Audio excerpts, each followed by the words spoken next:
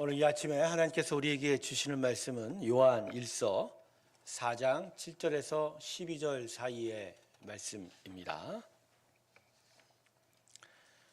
요한 1서 4장입니다.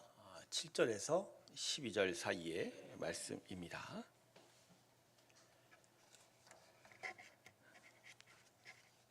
제가 읽겠습니다. 사랑하는 자들아, 우리가 서로 사랑하자.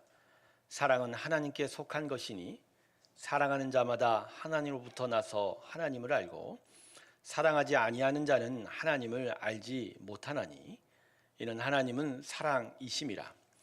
하나님의 사랑이 우리에게 이렇게 나타난 바 되었으니 하나님이 자기의 독생자를 세상에 보내심은 그로 말미암아 우리를 살리려 하심이라. 사랑은 여기 있으니 우리가 하나님을 사랑한 것이 아니요 하나님이 우리를 사랑하사 우리 죄를 속하기 위하여 화목제물로 그 아들을 보내셨음이라.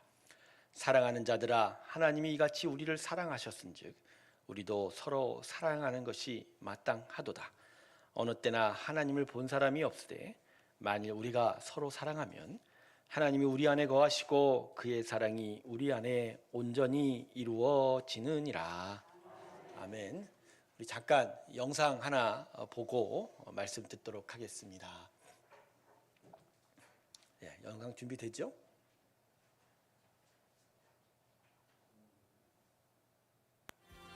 존귀하신 주님의 이름을 높여 드립시다. 존귀하신 주의 이름 우리 기쁨되다. 주의 품에 안길 때에 기뻐 찬송을 한 번 더 존귀하신 주의 이름 우리 기쁨되도다.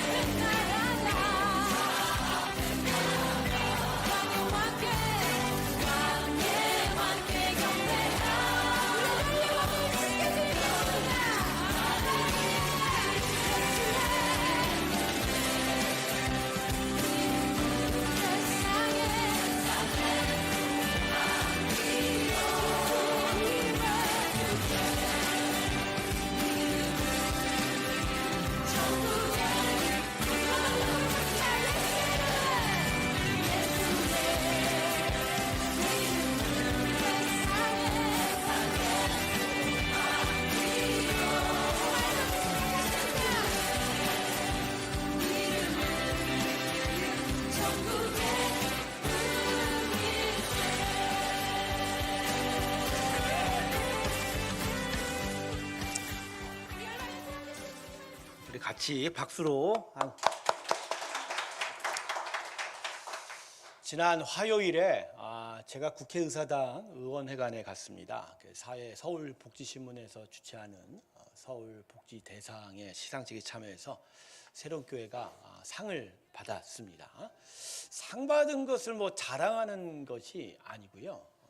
우리가 세상을 향해서 하나님의 은혜를 흘려보내는 것이 너무나 귀한 일이어서 하나님께서 그러한 일들을 통해서 더욱더 우리를 격려하시는 것 같습니다. 여러분 지금 보신 영상 보니까 영상은 재미가 없죠. 근데 왜 제가 이 영상을 여러분께 보여드렸냐면 우리가 항상 이렇게 했다라는 자랑이 아니고요.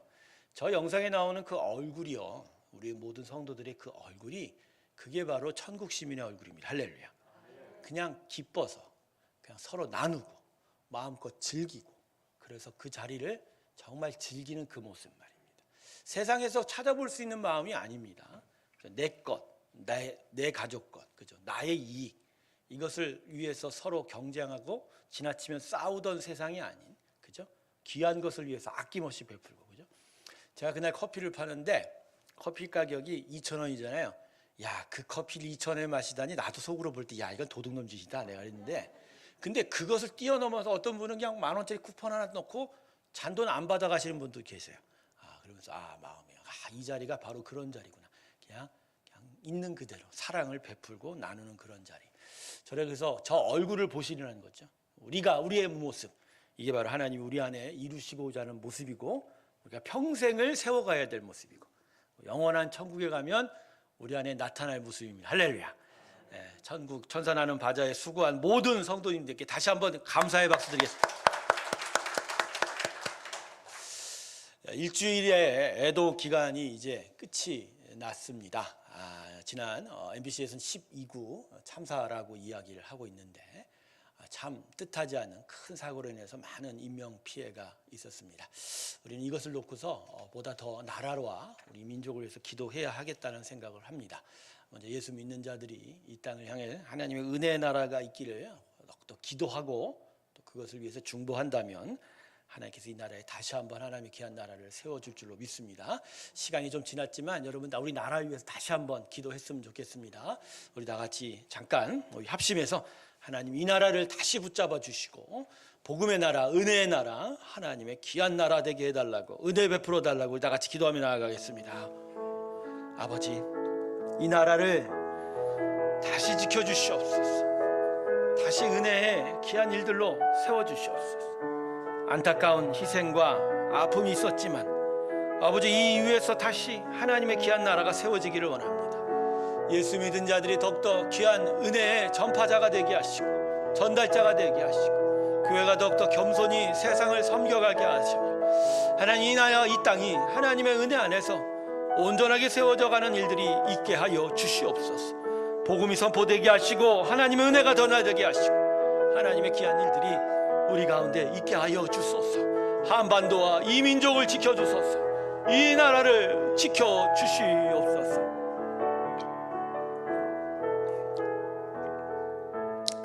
하나님, 안타까운 희생이 있었습니다.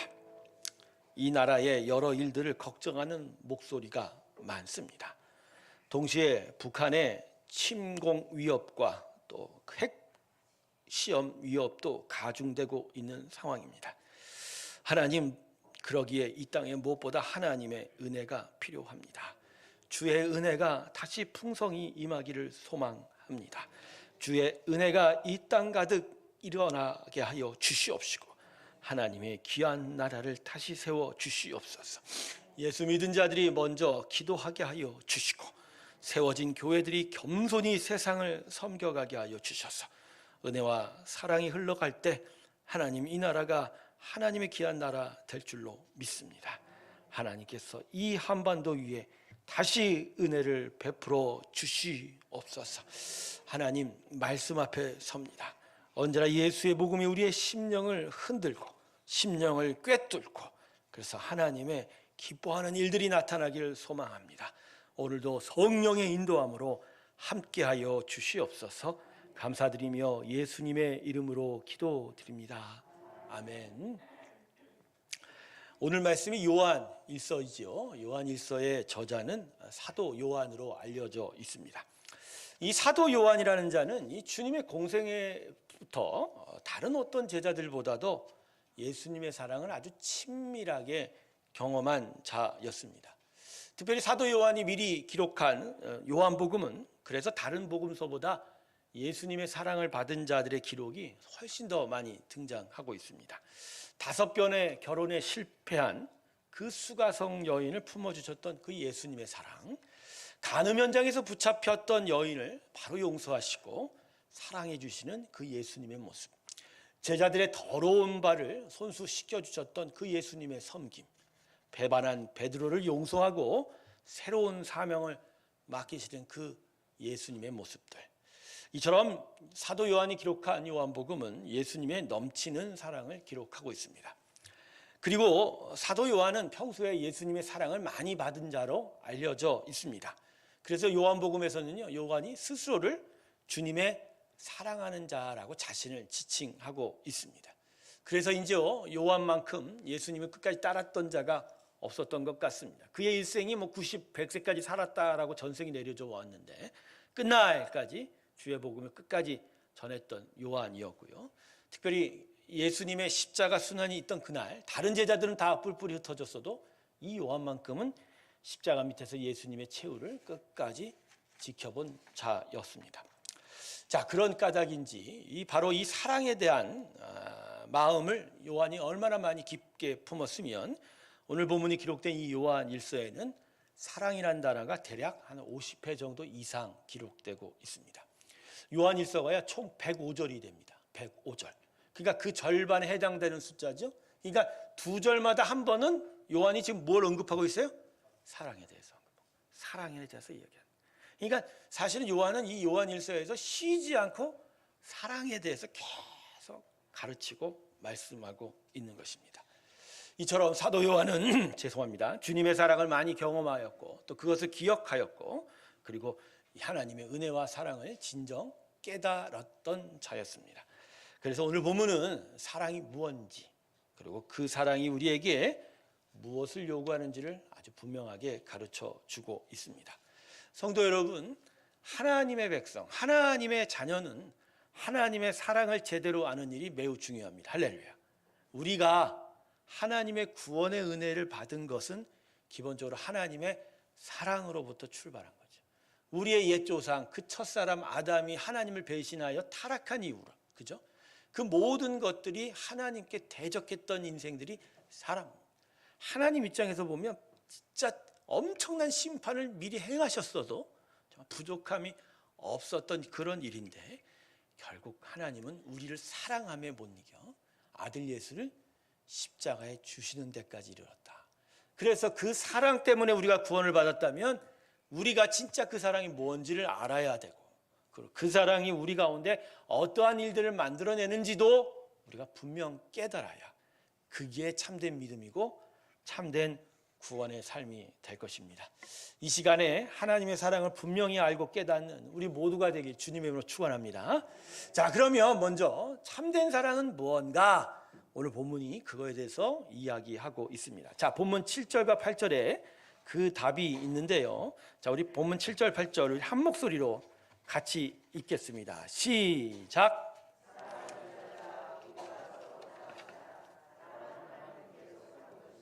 사랑하는 자마다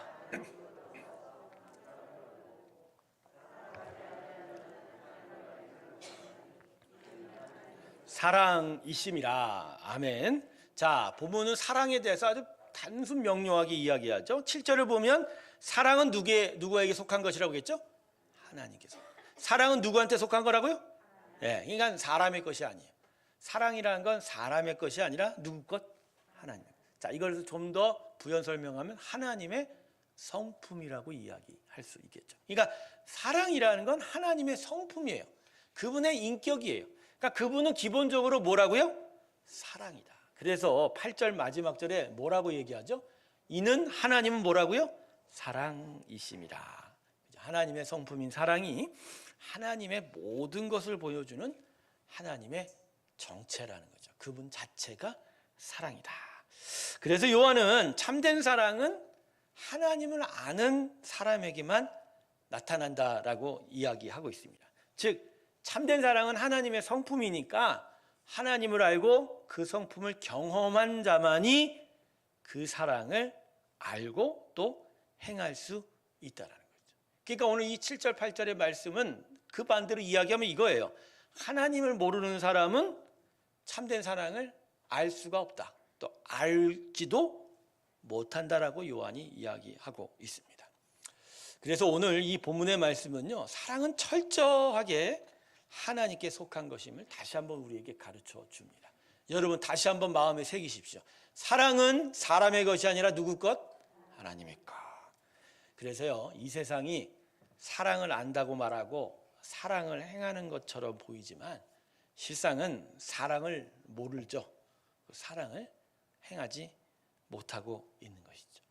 그래서 대부분의 세상의 사람은 실상은 자기를 사랑하는 것뿐이에요. 그러니까 자기를 사랑하고자 남을 사랑하는 듯 흉내를 내고 있는 것이. 이걸 또 이따 제가 다시 한번 설명을 드릴 텐데, 그래서 여러분 온전하고 참된 사랑은 오직 하나님의 사랑뿐이죠. 그리고 그 사랑의 절정은 어디서 증거되었습니까? 십자가에서. 자기 아들을 우리를 위하여 내어주신 그 사랑, 그게 완전한 사랑입니다. 자, 그래서 이 참된 사랑이 하나님의 성품인 것을 이야기하면서 요한은 이제 이어지는 본문 9절에서 10절에서 이렇게 말씀합니다. 우리 9절 10절 함께 읽겠습니다. 시작. 하나님이 자기를 독생자를 세상에 보내심은 그로 말미암아 우리를 살리려 하심이라. 사랑은 여기 있으니 우리가 하나님을 사랑한 것이 아니요 하나님이 우리를 사랑하사 우리 죄를 속하기 위하여 한목제물로 그 아들을 보내셨음이라. 아멘. 그래서 분명히 십자가의 사랑이 완전한 하나님의 사랑이다, 그 증거다라고 우리에게 이야기하고 있는 것입니다.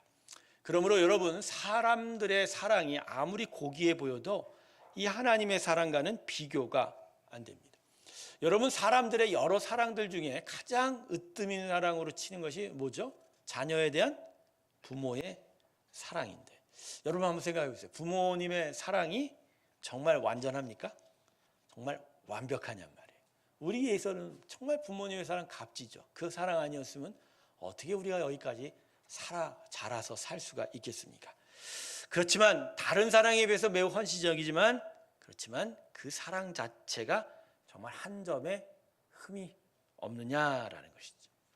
자녀를 통한 어떤 자기 만족적인 부분이 분명히 있고요, 또 자녀를 통해서 보상을 기대하는 마음도 없다고는 할 수가 없다는 것이죠. 그래서 이런 것을 볼 때 사람의 사랑은 대가를 바라고 그 중심에는 자기 중심성이 있다라는 거죠. 좀 왜 그럴까요, 여러분? 여러분, 사람은 기본적으로 하나님의 사랑을 받도록, 그것으로 인해서 행복하도록 지어진 존재예요. 근데 타락 이후로 하나님 계시지 않으니까 그 사랑을 얻지 못하니 이 연이 비어 있잖아요. 그러니까 이걸 어떻게든지 메꿔야 돼요. 그래서 많은 사회적 관계 여러 일들을 통해서 사랑을 얻으려고 한다라는 거죠. 이게 바로 사람에게 있는 기본적인 사랑의 속성이에요. 즉, 얻어야만 하는 것이 사람의 기본적인 속성이지 주지 못한다는 거예요. 결코 남에게 줄 수 없는 사랑의 빈곤함이 기본적인 사람의 모습입니다. 예. 여러분, 사람은 무엇이 가장 부족하다고요? 사랑이 부족한 자예요. 그래서 언제나 사랑을 받으려고 하는 거예요. 그래서 여러분, 이 사랑을 받으려 하기 때문에 사랑을 주는 경우가 많다라는 거예요. 우리 같은 보면 사랑을 막 많은 사람에게 베푸는 것 같지만 실상은 자기가 사랑을 얻으려고 사랑을 주는 경우가 허다하다는 거예요. 그러니까 우리의 사랑은 기본적으로 조건이고 자기 중심성이 있는 거예요. 그러니까 참된 사랑의 모습이 나타날 수가 없는 것이죠. 자, 그런 점에서 오늘 본문 핵심 구절인 11절과 12절 말씀 함께 좀 보려고 합니다. 자, 본문 11절 함께 읽겠습니다. 같이 읽습니다. 시작. 사랑하는 자들아, 하나님이 이같이 우리를 사랑하셨은즉 우리도 서로 사랑하는 것이 마땅하도다. 그러니까요. 예. 요한은 드디어 참된 사랑을 이야기하면서 그 사랑이 우리 가운데 있으니 이제 우리도 서로 사랑하라. 서로 사랑하는 것이 어떻다고 얘기하세요? 마땅하다. 자, 요한은 십자가의 사랑으로 하나님이 우리를 사랑하셨으니 우리도 서로 사랑해야 된다라고 요청하고 있죠. 그렇지만 마지막에 부분에 마땅하도다라는 말을 더 강조함으로써 이게 단순한 요청이 아닌 것을 이야기합니다. 요청이 아니라 반드시 우리에게 나타나야 할 일로 강조하고 있는 거예요. 그래서 여러분, 이 본문 11절의 말씀은 서로 사랑하라고 하는 이 요한의 요청은 어떤 행동을 하라고 말하는 것이 아니고요, 그 자체로 믿음에 대해서 이야기하는 거예요. 뭐에 대해서 얘기한다고요? 그러니까 사랑은 달리하면 뭐라고요? 믿음이라는 거예요. 자, 그것이 오늘 다시 마지막 절인 12절에 분명하게 말씀되고 있어요. 오늘은 말씀을 차근차근 보는데 여러분, 이 12절 말씀 한번 다시 한번 볼게요. 제가 읽을게요. 어느 때나 하나님을 본 사람이 없으되 만일 우리가 사랑하면 하나님이 우리 안에 거하시고 그의 사랑이 우리 안에 온전히 이루어지느니라. 천천히 볼까요? 우리가 하나님을 본 적이 없으니 이게 뭐죠? 그분은 눈으로 보이는 하나님이 아니라는 거예요. 자, 그러니까 사람들이 하나님을 알 수가 없는 거예요. 도대체 하나님이 계신지 안 계신지가 눈으로는 판단이 안 서는 거예요. 그런데 그게 판단이 되고 알 수 있는 일이 있으니 그게 뭐죠? 만일 우리가 서로 사랑하면 우리 안에 하나님이 계신다는, 즉 우리가 참된 사랑을 하게 되면 그게 하나님이 우리에게 계신 증거다. 즉 하나님이 거기서 눈에 보여지게 된다, 이렇게 이야기를 하는 거죠. 그러니까 우리가 믿음의 사람이면 하나님이 우리 안에 거하실 것인데 당연히 그 믿음에는 하나님의 사랑이 나타날 수밖에 없는 거예요. 그래서 그 하나님의 사랑이 나타나 우리가 하나님이 함께 계시는 믿음의 사람인 걸 증거한다. 자, 여러분, 그래서 사랑은 믿음이 없이는 나타날 수가 없어요. 그리고 믿음은 거꾸로 사랑으로 증거가 되는 거예요. 이 안에 비어져 있는 사람들이 믿음의 은혜로 하나님의 예수의 사랑을 알게 되니 이제 그 사랑으로 만족하게 되는 거예요. 그러니까 그 사랑이 만족하다니 비로소 제대로 서로 사랑할 수 있는 일이 계속 시작이 되는 거고, 계속적인 예수의 사랑을 경험하게 되면 더더욱 참된 사랑을 계속 드러낼 수 있게 되는 거고, 바로 이게 우리 안에 하나님이 계시는 믿음의 증거입니다. 할렐루야.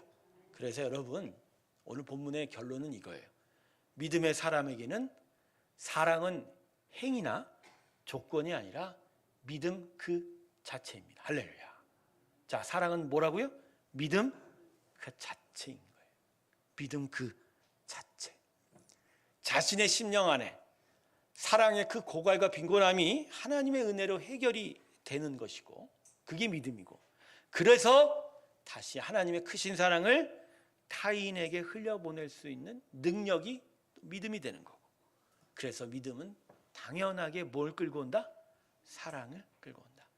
그래서 지난주 제가 바자회 하면서 여러분의 모습을 볼 때 뭐 시장하기도 하고 또 쿠폰을 샀으니까 먹어도 되기도 했지만, 그래도 그 마음의 중심이 어떻게든지 기금도 마련하고 어려운 사람을 돕고자 하는 그 사랑 아니겠습니까? 그걸 볼 때 저는 우리 성도들이 사랑이 많다라기보다는 무엇을 받는 줄 아세요? 믿음을 받습니다. 할렐루야. 저 하나님을 향한 믿음, 하나님이 우리 안에서 지금 역사하는 믿음 말합니다. 그래서 여러분, 우리가 서로 사랑하자라고 말하긴 하지만 엄밀히 말하면 우리가 믿음을 가지게 되면 사랑은 당연히 나타나게 되어 있는 거예요. 그래서 거꾸로 이렇게 되는 거예요. 진짜 우리가 서로 사랑하지 못하면 그 심령엔 지금 믿음이 어떻게 됐다고요? 아직 성장하지 못하고 자라지 못하고 믿음이 자리 잡지 못하게 되어 있는 거예요. 사랑하는 성도 여러분, 여러분의 믿음은 그 자체로 사랑입니다. 할렐루야. 그래서 여러분, 믿음의 사람은요, 사랑하는 일이, 서로 사랑하는 일이 이제 자신의 인생의 주제가 되어 가는 거예요. 자, 여러분 인생의 주제가 뭡니까? 돈을 많이 버시는 겁니까? 힘을 더 많이 가지시는 거예요? 아니면 내가 원하는 일에 뭐 어떤 큰 성과를 내는 것입니까? 전 여러분에게 오늘 외칩니다. 우리 믿음의 인생의 주제는 사랑하는 일입니다. 할렐루야. 사랑하는 일이다. 제가요 교회를 섬기면서 성도를 섬기면서 과연 내가 이 목회, 이 교회를 섬기는 게 과연 뭐 때문일까? 제 안에 여러 가지 것들을 살펴본 적이 있어요. 내가 세상에서 하지 못한 일을 여기서 이 교회를 통해서 내 분풀이를 하려고 그러는 걸까? 내 성취를 이루려고 그러는 걸까? 나의 어떤 욕망들을 여기 투사시키는 걸까? 도대체 이게 무엇일까? 그런데 기도하고 묵상하다 보니 단 하나의 주제에 이르렀습니다. 이 일은 저를 높이고 제 성취감이기도 하는 게 절대 아닌 거예요. 그저 내가 교회와 사람을 사랑하는 겁니다. 할렐루야. 그리고 그 밑을 더 찾아가 봤더니 이 일은 내가 진짜 하나님의 사랑을 알고 하나님을 사랑하기 때문에 이루어지는 거죠. 성도 여러분, 여러분의 믿음의 인생의 주제는 사랑이에요. 다른 게 아니에요, 여러분. 다른 게 아니에요. 사랑하니까 더 많이 안아주는 거예요. 사랑하니까 때로는 회초리도 들어가는 거죠. 바로 그 동기, 진짜 사랑하고 싶은 그 마음이 여러분에게 충만케 돼서 그 사랑이 계속하여 하나님의 선한 일들을 만들어 내어 가는 것. 그래서 여러분, 우리가 믿음으로 산다라고 말하면요, 당연히 그 사람은 사랑으로 인생을 산다라고 말할 수 있는 겁니다. 사랑하는 일이 여러분 가운데 가득하길 주님의 이름으로 축원합니다. 사랑하십시오. 성도 여러분, 사람은요 떡 먹는 떡으로 사는 존재가 아니라 하나님의 말씀으로 사는 존재이지요. 그런데 떡이 아니라 말씀으로 산다는 말을 좀 더 확장해서 생각해 보면 사람은 떡이 아니라 사랑으로 사는 존재라는 것도 깨닫게 됩니다. 물질의 유무, 그 많고 적음으로 인생을 사는 것이 아닌 하나님의 말씀 안에서 결국 예수의 사랑을 깨닫게 되는 거거든요. 근데 그 예수의 사랑이 내 안에 역사되어 그 사랑으로 만족하고 그 사랑의 기쁨으로 정말로 기쁨을 누리고 그래서 그것으로 살아가는 게 바로 내 믿음의 인생이라는 것이죠. 여러분, 그렇습니다. 우리는 떡이 아니라 사랑으로 삽니다. 할렐루야. 말씀으로 살고 또 사랑으로 사는 거예요. 사람은요 특별한 경우가 아니고서는 떡이 없어서 죽지 않습니다. 이번에 10일인가요? 우리 봉화 광산에서 살아나오신 국민들에게 참 큰 기쁨을 안겨준 두 발로 걸어 나온 걸 제가 텔레비로 봤어요. 물론 이제 지쳐서 나중에 좀 휠체어에 앉으셔서 실려가셨는데, 근데 그 탄광 밑에 갇혀진 곳에서 뭘로 버텼다고죠? 커피 믹스 불티나게 팔릴 것 같은 생각이 드는데, 저도 오늘 커피 믹스 한 잔을 먹어야겠다 생각을 어젯밤에 했습니다. 여러분, 그 커피 믹스 그 양이 얼마 될까? 한 봉에 칼로리가 기본적으로 50g도 채 안 된답니다. 50칼로리도. 근데 그걸 가지고 그 시간을 버텨냈다라는 거, 그죠? 그건 커피 믹스로 산 게 아니고요. 그 50대 광부와 60대 광부 두 사람의 서로 의지함이 있었던 거고, 더 중요한 건 지금 내 동료들이 저 위에서 우리를 구하러 오고 있을 거야. 우리를 구하러 오고 있을 거야. 바로 그 기대, 그 사랑의 기대, 그 사랑받고 있음에 대한, 만일 그들이 진짜 어떠한 소망과 기대가 없었다면 아마 그들은 이미 일찍 자신의 목숨을 내려놓았을지도 모른다는 거예요. 그래서 사람은요 떡이 없어서 죽지 않아요. 뭐가 없어서 죽어요? 사랑이 없어서 죽는 경우가 참 많아요. 풍족한 가운데도 뭐가 없으면 죽는다고요? 사랑이 없으면. 또한 사람의 만족도 생각해 보면 그래요. 소유한 물질의 크기가 우리를 정말로 만족하게 할까요? 물론 근사한 옷 한 벌에 또 한 벌을 얻으면 만족하지요. 그래서 시장에서는 항상 뭘 합니까? 1+1 하지 않습니까? 한국 편의점은 항상 숫자가 계속 써 있어요. 물품 위에 항상 그것만 봐요. 1+1. 아예 더 나가서 2+1. 그죠? 막 아주 죄송합니다. 골 때려요. 한국이란 나라는. 하여간 뭔가 더 얻어야 만족하는 나라예요. 그죠? 그런데 진정한 사랑의 만족은요, 만족은 물질에 하나 더 얻고의 차이가 아니에요. 사랑의 크기로 결정이 된다는 거예요.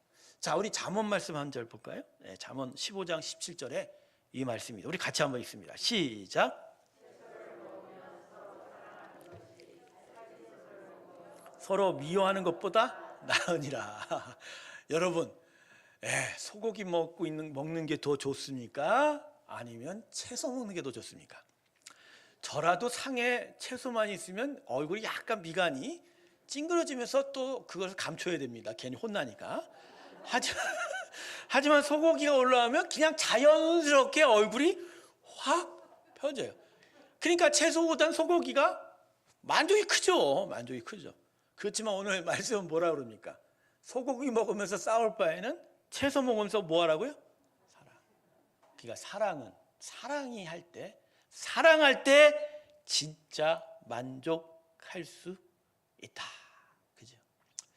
한국의 그 어려운 시간들 속에 많은 한국인들이 정말 빈곤하게 살 때 한 방에 몇 명씩 들어가 자던 그 시절들이 있지 않았습니까? 저는 그걸 경험 못했어요. 제 세대는 아닌 거예요. 그 윗세대인데.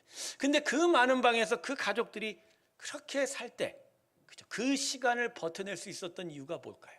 큰 소리도 나고 서로 부딪히기도 하지만 결국 그 방 안에서 그 많은 자가 한 식탁 위에서 밥 먹으면서 한 식구로서의 사랑이 그들이 버텨낼 수 있었던 이유 아닐까. 교회도 마찬가지예요. 함께 굳이 예배를 드리고 꼭 밥을 먹어야 되냐 막 그런 소리 하는데 교회는 그렇지 않습니다. 교회는 밥상 공동체예요. 한 식탁에서 같이 밥을 먹으면서 한 사랑을 같이 나누어가는 그 일이, 그것이 뭐 크건 작던 간에 물질의 유무, 우리가 가진 것의 유무에 상관없이 그저 그 자체로 참된 만족을 얻게 된다. 할렐루야. 예, 그런 거예요. 바로 사랑함이 우리의 만족이 되는 거예요. 그래서 우리 인생의 최대 문제가 사랑입니다. 여러분, 우리 인생의 최대 문제가 뭐예요? 돈이라고요? 아니에요. 돈도 거꾸로 얘기하면 사랑의 문제예요. 이 안이 비어 있다 보니까 그걸 다른 것으로 메꿔보고 싶은 거죠. 사실은 이 안에 뭐가 있어야 된다? 사랑이 있어야 한다. 근데 이 사랑의 문제가 결국 이 땅에 뭐냐? 다른 사랑으로 집어넣으려다 보니까 이 다른 사랑을 채우다 보니 이게 오염된 사랑이라 삶에서 자꾸 부작용을 만들어내요. 그 부작용이 더 커지게 되면 또 다른 상처와 아픔을 가져가게 만든 거예요. 그래서 이 모든 땅의 사람은 오직 예수 그리스도의 사랑만이 필요합니다. 그 사랑이 들어와야, 그 사랑이 있고 그것이 경험돼야 진짜 비로소 사람은 하나님이 만든 사람대로의 삶을 살 수 있게 되는 것이죠. 여러분, 이번에 있었던 이 이태원 참사, 이 일들을 통해서 여러분 뭘 느꼈어요? 이쪽이 옳으니 저쪽이 옳으니 뭐 기가 솔깃솔깃하죠. 왜 안전이 이러니, 왜 시스템이 이러니, 너무 뭐 싸우니. 근데 저는 그걸 느끼지 않아요. 우리 안에 결국 사랑하는 일이 너무 작다라는 거예요. 부족하다는 거예요. 언제부터 한국은 자꾸만 좌와 우로 나누어지는 일이 너무 간격이 멀어지다 보니까 사랑하는 일은 꿈도 꿀 수가 없어요. 그죠? 그리고 그런 일들이 모든 일들에 다 투영이 되기 시작해요. 그리고 그런 일들이 계속 계명될수록 사람들 스스로가 너무 비판적이 되고, 그죠? 너무 부정적이 되고, 모든 일을 통해서 너무 부정적인 미래를 기리는 일들이 너무 많게 되는 거예요. 근데 이런 일들이 뭐 중간에 여러 가지 일들이 필요하겠지만 뭐에 치명상을 입힌 줄 아세요? 마음 안에 사랑하지 못하게 만든다는 거예요. 사랑하지 못하게 만든다. 우리는 그걸 이미 경험한 사람들입니다. 그렇죠? 우리가 저쪽에서 일로 나올 때 하나님의 어떤 선한 인도하심이었지만 그 사이에 우리 안에 그 간극이 너무 멀어지다 보니까 사랑한다는 것 자체가 힘이 든 거예요. 지금도 그게 힘이 드는 분들이 꽤 있는 거죠. 예, 저도 어떤 부분에서 아직도 그게 해결되지 못한 부분이에요. 근데 이게 무슨 선과 악의 문제를 더욱더 따져야 되냐? 물론 그것도 있겠지만 가장 깊숙한 문제 뭐죠? 사랑함의 회복이 우리 안에 있어야 되는데, 여러분 진짜 여러분 원수를 용서할 수 있으십니까? 원수를 용서할 수 있을까요? 근데 왜 예수님은 원수를 용서하는 데까지 이르라고 하시죠? 그건요, 예수님은 십자가에서 완전한 사랑을 보여주셨기 때문입니다. 그리고 예수의 사랑은 결국 그 완전한 사랑을 배우고 알고 깨달아 가기 때문에 지금 당장 원수를 사랑할 수 없어도 원수를 끝까지 사랑하는 데까지 때까지 이르러야 되는 게 바로 우리의 인생이다라는 거죠. 사랑하는 성도 여러분, 오늘 저는 여러분에게 말씀드립니다. 여러분, 사람이 사람답게 살 수 있는 이유는 오직 사랑 때문입니다. 그리고 사랑이 그 인생을 위대하게 만들어 가는 거예요. 전도서 말씀 볼까요? 우리 4장 9절에서 11절 사이 이렇게 말합니다. 같이 읽습니다. 시작. 두 사람이 한 사람보다 나음은 그들이 수고함으로 좋은 상을 얻을 것임이라. 혹시 그들이 넘어지면 하나가 그 동물을 붙들어 일으키려니와 홀로 있고 넘어지고 붙들어 일으킬 자가 없는 자에게는 화가 있으리라. 또 두 사람이 함께 누우면 따뜻하거니와 한 사람이면 어찌 따뜻하랴. 여러분, 사랑이야말로 우리가 따뜻해질 수 있는, 진짜 행복해질 수 있는 이유다. 제가 마지막으로 예화 하나를 여러분께 나눠드리고 오늘 이 설교를 마무리 지려고 합니다. 여러분, 마포구에 가면 양화진에 선교사 묘지가 있는 거 아시죠? 정식 명칭은 양화진 선교사 묘원입니다. 이곳은 자기 나라, 자기 백성들보다 한국과 한국 사람을 더 사랑했던 외국인 선교사님들이 묻힌 곳이죠. 별로 화려하지 않은 도심의 빌딩 속에 가려져 있는 곳이지만 정말 하나님께서 이 한국 땅에서 가장 귀한 것 중에 몇 군데를 꼽으라 하면 아마 그곳을 꼽으실 거예요. 그들이 보여준 이 땅을 향한 사랑, 그 참된 사랑의 증거 때문에 하나님이 귀하게 보시는 거죠. 그 중에 한 분이, 어떤 분이 계시냐면 제임스 홀 선교사님이라는 분이 계세요. 이분이 1892년, 아주 오래된 시간이죠. 평양에서 의료 선교를 먼저 하신 선교사입니다. 이분은 신학을 하지 않았어요. 다만 무디 선교사님의 집회 때 은혜를 받고 아시아 땅으로 가서 복음을 전하라는 그 말씀에 붙잡혀서 의과대학을 가고, 그 의과대학을 졸업해서 정말 편안한 삶을 살 수 있음에도 불구하고 한국 땅으로 온 거예요. 그리고 그 한국 땅에서 의료 선교 사역을 시작했던 겁니다. 수많은 반대, 조선조니까 많은 반대에도 불구하고 이 사람은 끝까지 평양에서 의료 선교 사역을 이루어냈고, 결혼도 한국 땅에서 했어요. 같은 선교사님이었던 로제타 선교사님과 결혼할 정도로 그만큼 한국을 사랑했던 자였습니다. 그냥 안타깝게도 한국에 온 지 3년 만에 순교하셨어요. 의료 선교 사역을 하다 보니까 많은 병에 노출될 수밖에 없어서 사역의 탈진, 말라리아에 발진 티푸스까지 걸려서 3년 만에 세상을 떠났는데, 그때 당시 부인인 로제타 선교사님이 임신 7개월 중이었다고 합니다. 그런데 이 제임스 홀 선교사님의 한국 사랑은 자기에서 끝나지 않았어요. 죽을 당시 태에 있었던 그 아들이 대를 이어 한국 땅에서 또 의료 선교를 했습니다. 토론토 의대를 졸업하고 부모를 이어 한국에 와서 이 양반은 16년 동안을 의료 선교를 했습니다. 그래서 해주 땅에 결핵 요양병원을 세우고 한국 최초로 크리스마스 실, 요새 크리스마스 실 안 하던데, 그죠? 이 실을 도입한 사람이 누구라고요? 이 제임스 홀 선교사님의 아들인 셔우드 선교사였다는 것이죠. 결국 이 두 부자가 이 양화진 선교사문에 묻혔는데, 제임스 홀 선교사님, 부인 로제타 선교사님, 아들 셔우드 홀, 그의 부인 메리 선교사님, 또 그의 아들 프랭크 선교사님, 3대가 이 한국을 사랑하고 이 한국을 너무나 귀하게 여겨 이 땅에 묻혀 있는 사람이었다는 거예요. 이분들의 사랑 때문에 이 나라가 세워지지 않았을까? 여러분, 이 사랑이 우리 가운데 있는데 한국은 기본적으로 이 하나님의 사랑을 알아야 되는 거예요. 그리고 하나님의 사랑을 서로 베풀어야 돼요. 그리고 하나님의 그 사랑을 계속 드러내야 돼요. 그래서 이 땅이 더더욱 사랑이 풍성한 나라가 돼요. 아직도 한국은 온 세계에 복음을 전하는 전달자로의 나라입니다. 미국을 제하고 나서 아직도 많은 선교사님을 파송하는 나라가 한국입니다. 아직도 우리 안에는 남아있는 게 참 많아요.